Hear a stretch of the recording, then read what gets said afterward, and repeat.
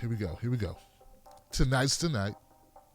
The debates are now getting started. And I was reading about this, and it's crazy what I just read. It's amazing. I don't know which entity it was, but one of these mainstream media, corporate media entities said that now the race finally starts. Someone said the race now officially begins, meaning everything that happened up until this was just like preseason. I got any football fans out there? Everything that's up to this point was preseason in the minds of a lot of folks, and now the season begins. And it's amazing because we had people asking candidates questions before the season even started, like, so when are you going to drop out? Okay, so let me first, before we get into predictions, before we get into any ranting, before any of that, any complaining, let's give people the information about the debates so that they know exactly what's going on. All right, so it starts at 9 p.m. Eastern Standard Time. You can catch it on NBC, MSNBC, and Telemundo. You can also catch it via live stream on the NBC News website. Okay, so one more time. MSNBC, NBC, Telemundo, and the NBC website.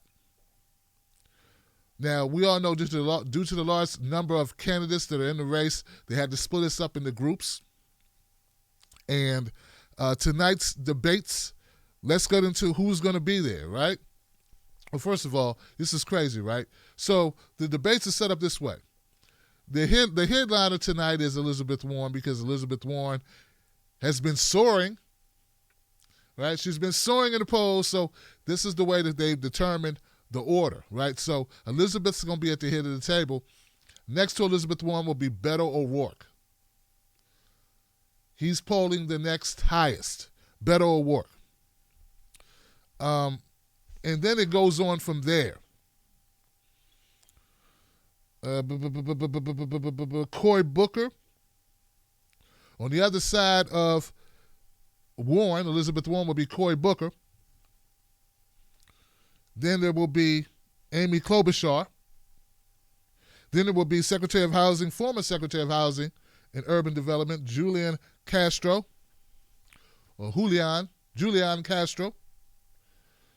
And they're going to be, then they skip down, they say the Representative Tim Ryan and Tulsi Gabbard, Washington Governor Jay Inslee, former Representative John Delaney, and New York Mayor Bill de Blasio. So that's your list of who will be at the debate, who will be in this first round of debate. Now I can kind of loosen up a little bit and tell you what I think is going to happen. These are my predictions, right? I predict that Elizabeth Warren will take no chances tonight. She doesn't have to. Last time I checked, according to some polls, and this is only for people that believe polls, right? But if you believe the polls, she's polling at like 13%, and Beto O'Rourke's polling at like 4%, depending on what poll you look at. So if you're Elizabeth Warren, your job is to do a Floyd Mayweather. That's it. Floyd Mayweather. A lot of people don't like his attitude, his arrogance, his persona. To make people buy tickets was to make you hate him. He succeeded. But his job was always to avoid getting hit. So Elizabeth Warren, her job will be to avoid getting hit, because she's got no reason to stick her neck out. There's nothing to obtain here, really. And some people were saying this was a negative for Elizabeth Warren. I think it's a positive for Elizabeth Warren because, I mean, if she was on the stage with Bernie Sanders and Joe Biden, it would be more contentious for her. Who has the most to gain? Everybody else. Everyone else has something to gain, has a position to gain here. Of course, I'm looking for Tulsi Gabbard to come out very strong. She is the most when it comes to foreign relations, she is the one. Military experience, military background, definitely her carrying card, she's the card-carrying member with the most experience in military, and she has been the most outspoken about military and what we do in internationally when it comes to Middle East and Russia. So I think that's what she stays at. I think that's what she focuses on. Of course, hey man, I'm just Tim Black. I would love to see Tulsi Gabbard kind of break out into more domestic policy stuff. But as I said in the video, and I'm glad it seems that Tulsi Gabbard adopted this or listened when I put in the video that I thought that foreign policy is domestic policy when you consider the fact that if you don't spend all this money on wars, it's hard to explain where all the money went. So some of that money is going to have to go domestically. Even to my most strident conservatives, if all the money is not spent on war, wouldn't you be expecting to get some of that money back and see that money applied domestically? I think you would. So now Beto O'Rourke is in a weird position because, well, he was doing very well a couple of months ago when this thing first kicked off, when it first started making news, and then he fell flat. So I'm looking for Beto O'Rourke to do everything he can to get back in this thing. Just because I'm not a fan of the Keanu Reeves of the Democratic primary debates, Keanu Reeves, the Captain Kirk of the Democratic primary debates, doesn't mean other people aren't. Obviously, people do. There are a lot of people who thought Beto O'Rourke was a shining star. He was a fresh face. He was something new. And people were gravitating to this guy, jumping up on tables, holding impromptu town halls, and talking about all the things he wants to talk about changing America, making America something bigger for us to get together. And by doing that, we become something more. We become something huge, better, bigger. I asked my wife, I said, wife, why do I talk so dramatically when I speak? So anyway, who else? Well, Cory Booker. Cory Booker's another one. You know, Cory Booker, he's New Jersey senator. You would kind of expect Cory Booker to do better in this race, but I don't know what it is about Cory Booker. It seemed like he had a couple false starts. He's looking to try to recreate himself on the campaign trail. He's looking to get some enthusiasm of surrounding his campaign. You notice earlier this week he was one that took a hit at Joe Biden regarding the comments about the two segregationists that for some reason Joe Biden thought it was good to bring up at a fundraising event.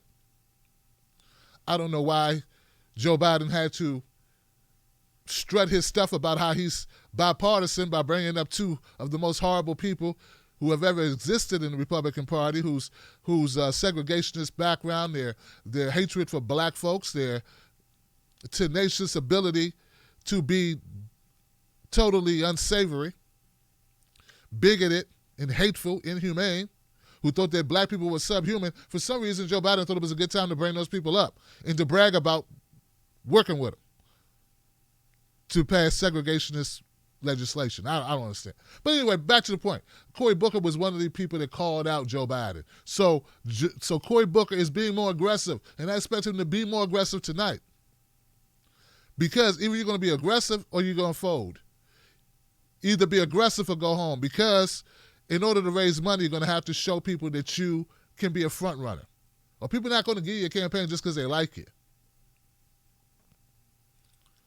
So that's what I think about Cory Booker.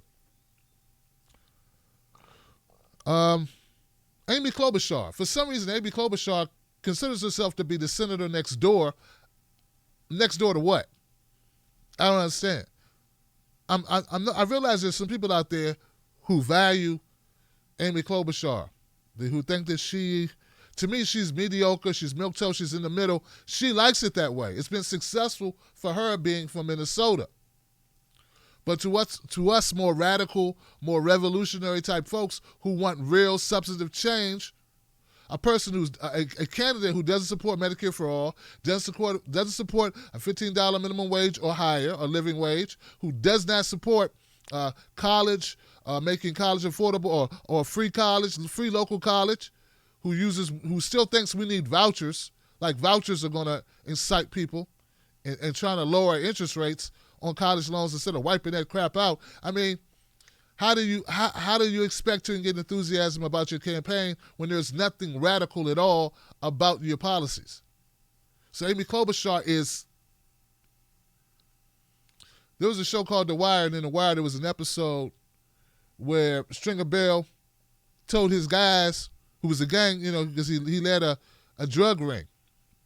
He told his guys, I need you to go out there and make something happen. I need some excitement. And I'm paraphrasing. He said, I want I want you guys to go out and make something happen. And you come back to me with a 50-degree day. 50-degree day is nothing. That means nothing. If it's an 80-degree day, people wash the car, they take the car out, they got on the shorts, they're hanging out on the street. If it's a cold day, then people are bundling up with their lady. They're home with their significant other, watching Netflix. But you gave me a 50-degree day. A 50-degree day is nothing. It's uninteresting. It's milquetoast. It's boring. It's unexciting. It definitely won't increase your donations. It won't increase the buzz surrounding your campaign. Amy Klobuchar is a 50-degree day. Got nothing against her personally. I don't know her. I don't know any of the candidates personally. Just the way I see it.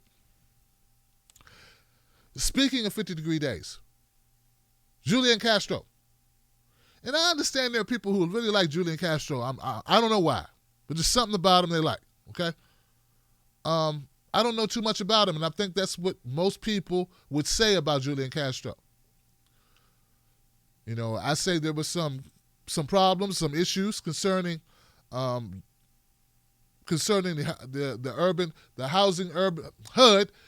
housing and urban development under his tenure. But there was also some problems under Sean Donovan, who was also Obama's guy. So there's been problems at HUD for quite some time, right?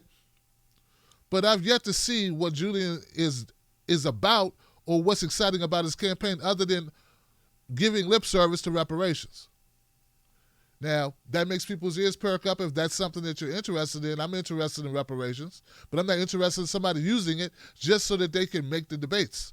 I'm not interested in someone using it as a talking point who I've never heard really talk about it before. See, and that leads us to a whole nother issue, even concerning Elizabeth Warren. We talk about these folks. Like, where was all this legislation, all these great ideas, all of this radical ideas all this time? Like, why you been saving it? Now, we could say, other candidates such as Bernie Sanders, what have you gotten done? At least he's tried to get stuff done. I mean, all of a sudden now we come out the bag, everybody's got all this legislation. All I'm saying is, where you been? Why you been hiding it? Don't be like Biden and be hiding. Put it out there. It should have been out there. So it seems disingenuous when people such as Julian Castro all of a sudden start talking about black power when 2 minutes ago you was just taking pictures with your twin brother. I don't get it. And look, hey, if that's not the case, then somebody needs to prove me wrong, because I haven't seen anything. I'm still trying to figure out why Bill de Blasio is in this race other than to be annoying. He's the Howard Schultz of the Democratic Party. We know Howard Schultz is an independent. I think he dropped out, right? He pulled a hammy. Well, Bill de Blasio should pull a hammy as well.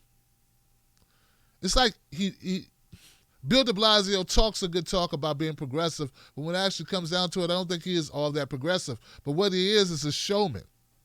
Recently on Twitter, he had this public conversation, maybe it was on WhatsApp. Then Facebook buy WhatsApp. Anyway, he had a conversation with his son. Now, his son is a smart kid. He just graduated from Yale. He was on the 2015 state debate team. He's a debate champion. New York State debate champion, so he's a good debater, right? So de Blasio does this thing where they had this conversation back and forth, public conversation, that's, spontaneous, organic, not premeditated at all, right? Just, he's asking his son for advice on how to prepare for the debates. And it just didn't go over well, man. It's just some of this, like, I hate to say it, guys, but some of it is EQ. IQ is, your ability to process information, your thinking, your logic. But there's EQ, which is to know the temperature of the room, to be able to balance wavelengths and to be on the right frequencies. So I look at IQ as turning up the amplification, but the EQ is adjusting the bass and treble just right. And de Blasio always has a problem doing that. I'm maybe it's me. Maybe it's just I'm tuned into a different frequency. I would just think if you're going to run for president, you got to have something. Speaking of not having anything, John Delaney. Another guy, I have no idea why John Delaney is running. He's from my state of Maryland, but I never paid him any attention at all. John Delaney, up to this point, his claim of fame is being shut down by AOC. John Delaney, up to this point, his claim of fame is asking Alexandria Ocasio-Cortez to debate him about health care. He'll play the Republican and she can play the progressive. I would like to know in what world that benefits you at all, John Delaney. He's one of those people that feels like, I just want to get publicity any way I can get it. Well, you know what? If you're Donald Trump and you're trying to run for president as an outsider, any publicity is good publicity. But if you're John Delaney in the Democratic Party and need people to be excited about your campaign, any publicity is not good publicity, especially when it paints you as a keeper of the old guard. When it paints you as someone who's against the more radical ideas that are within the Democratic Party, that really puts a harsh line of separation between Democrats and Republicans. And that's what the policies like Medicare for All do. John Delaney thinks it's enough to say we both want everybody to be covered. We just have different ways of going about it. Well, you know what? I'm tired of hearing people say we got different ways of going about it. Here's the way to go about it. Give everybody health care, damn it. That's the way to go about it. Explain to me why in a country that's the richest country in the history of countries, why we can't afford to give health care to our people, but other countries can, and then make that make sense to yourself, and then realize that our life expectancy is going down, cost of living is going up. Pharmaceutical industry, the insurance industries are sitting around counting money, and meanwhile, we're going in debt. The number one cause for foreclosure is medical bills. And we got John Delaney trying to make a name for himself going, we just can't do it. Slow down. Don't get so excited. We can't do it. We're not excited about you, and we're going to slow down on helping you run for president. That's what we're going to do, John. Jay Inslee is the governor of Washington State. First time I ever heard of him was this race. He wants to hang his hat on climate change. Okay. Good cause.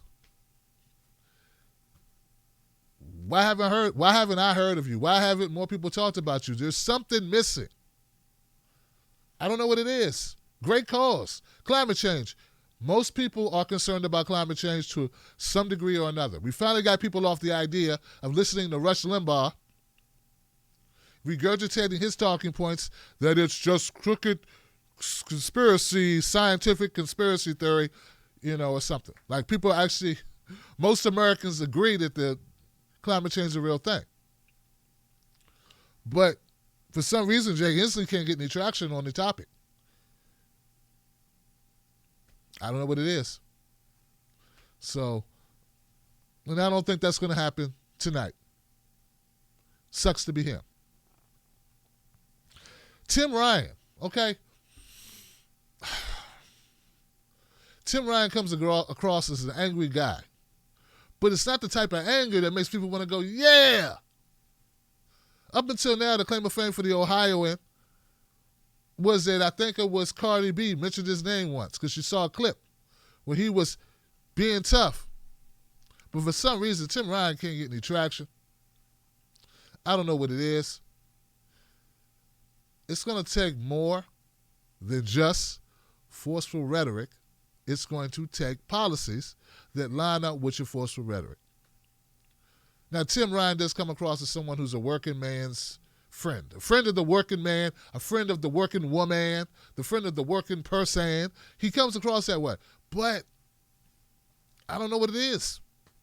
Maybe it's just the fact that we don't all have the bandwidth to pay attention to people that don't really spark us. That's why first impressions matter so much. Because we don't have time, man. There's too many people up there. Too many people, right? But I think if you want to look out for somebody tonight, you look out for Tim Ryan. Yeah, because I think he has a way of projecting he can make a spark. Definitely. But where he disagreed with Elizabeth Warren enough on an issue where it can be genuine, and he can make his point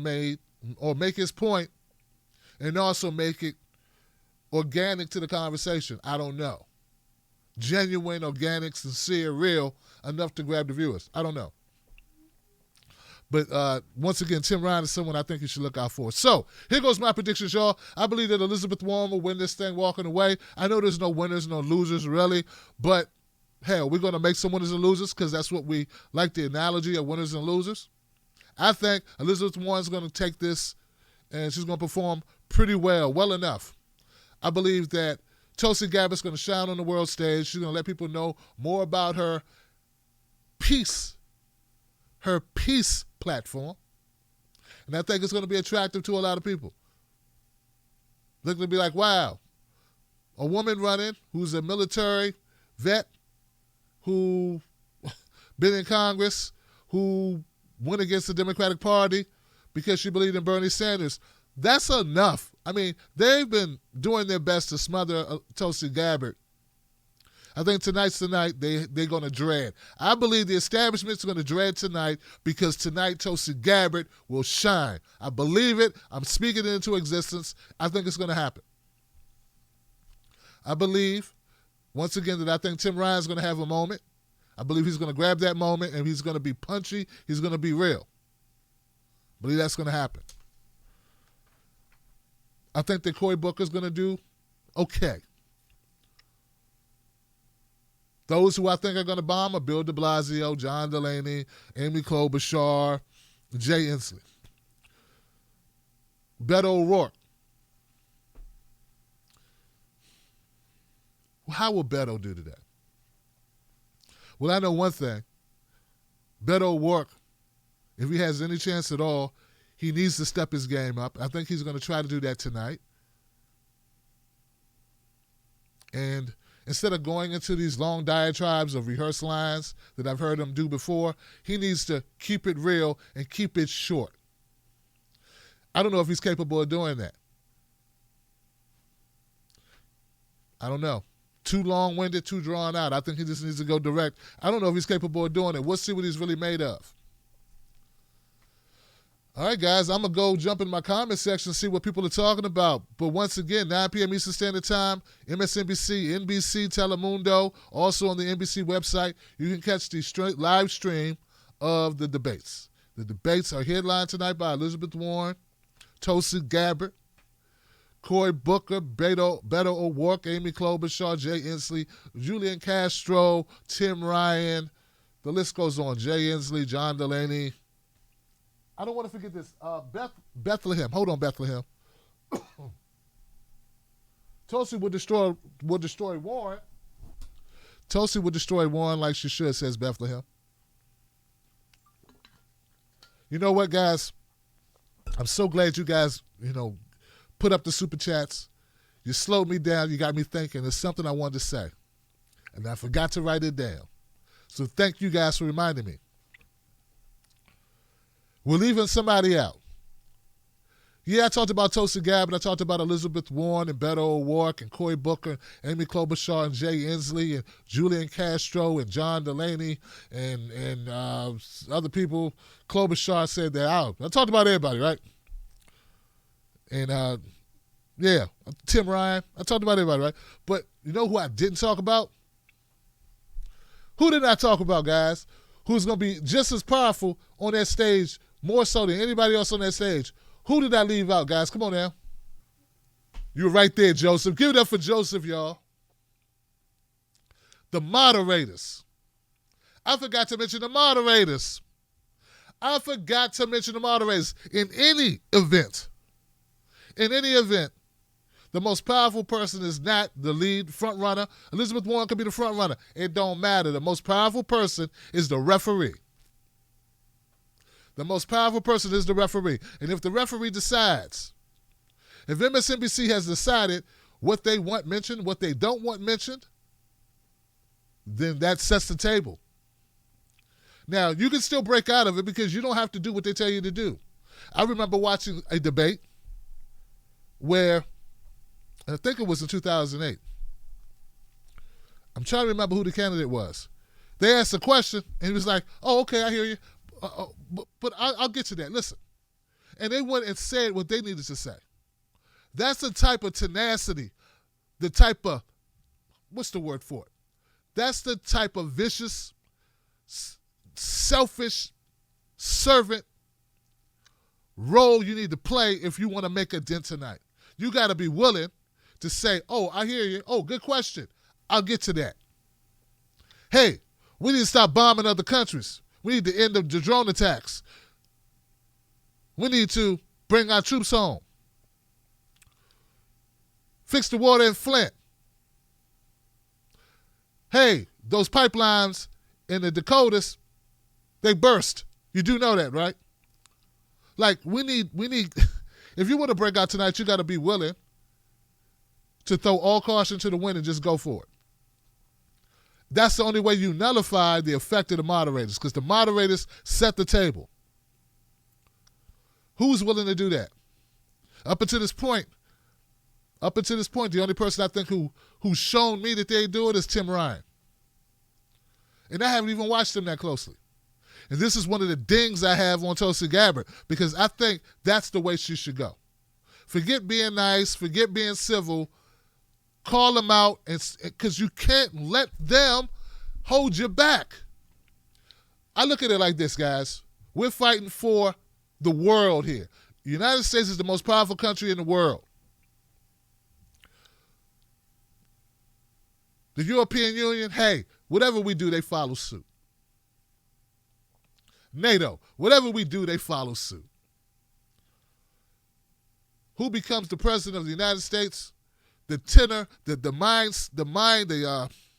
mentality of the country.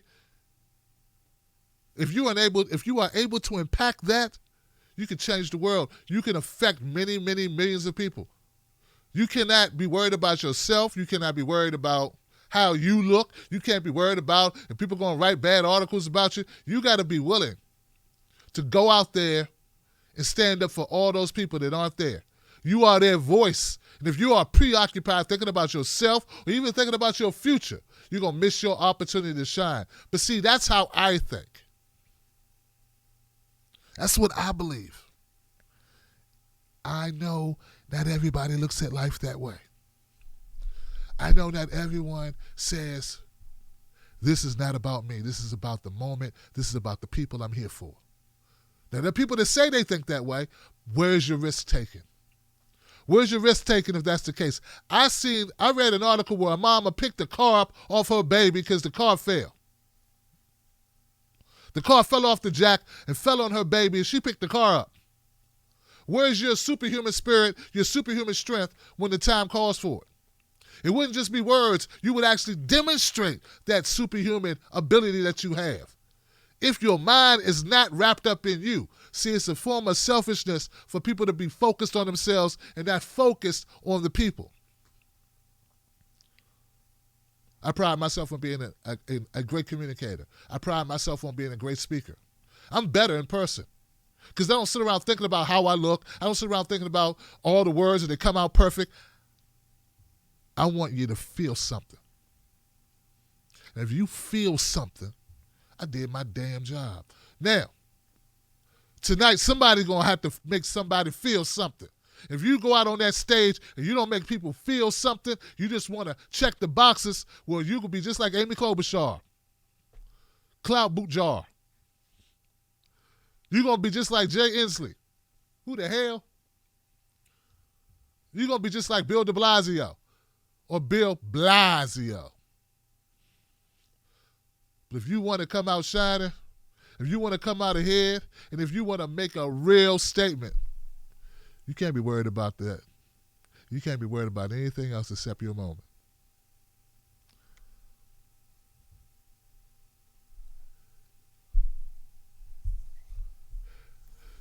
Al Pacino said it in the movie, guys. Some people, when they're under pressure, they pop. Others, they execute. Execute. Thank you for being here. I'm Real Tim Black on Facebook and Twitter. Find me on Instagram as Tim Black at Night. You can always email me at tim@timblacktv.com. We will be going live after the debates tonight. Thank you so much to everybody who contributed to help get me a standing computer. I didn't get the major computer that I wanted. I didn't get the computer that I think most of my friends run on, but I got something. And I wouldn't have been able to do that if it weren't for you guys. So I want to thank you for standing in the gap and helping me get it done, guys. I love you. I appreciate you. I'll see you soon. Keep your head up. 9 p.m. Eastern Standard Time, MSNBC, NBC, Telemundo, the NBC website, the first night of the debates. I'll talk to you soon.